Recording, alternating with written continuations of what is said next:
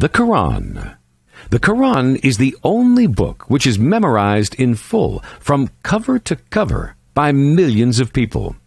Should all copies of the Quran totally disappear, it will remain in existence, immune to distortion and alteration. What is amazing is that this is mentioned in the Quran, as God says, إِنَّا نَحْنُ نَزَّلْنَا الذِّكْرَ وَإِنَّا لَهُ لَحَافِظُونَ. The Quran is not merely a discourse attributed to God, nor is it a set of concepts God wished to give to humans and allowed Muhammad to express them in his own style. Definitely not. The Quran is God's own word. Therefore, it is free of even the slightest error.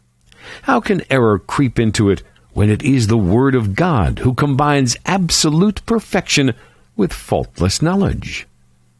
Across the centuries, Muslims studied the Quran in depth, but they continued to discover its linguistic and legislative treasures.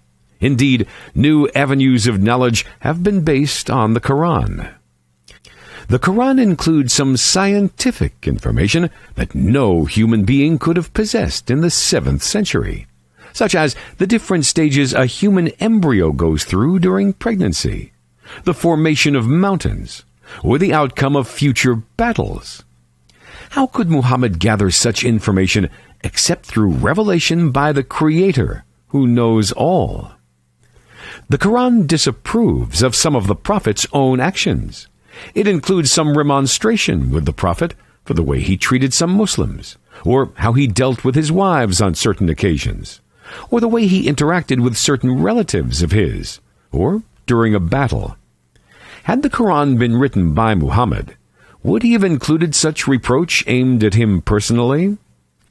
Billions of people lived on earth in the past 14 centuries. Yet none of them was able to take up the challenge stated in the Quran and produce a single verse that is akin to it. The challenge remains open, and all are invited to try.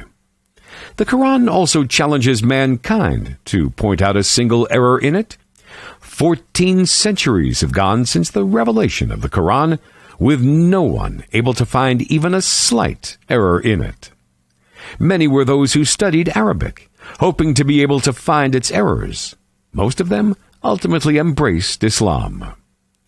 On several occasions, Prophet Muhammad was asked about the meaning of some verses of the Quran, or his reaction to a certain event, or requested to give information on something, but he could not.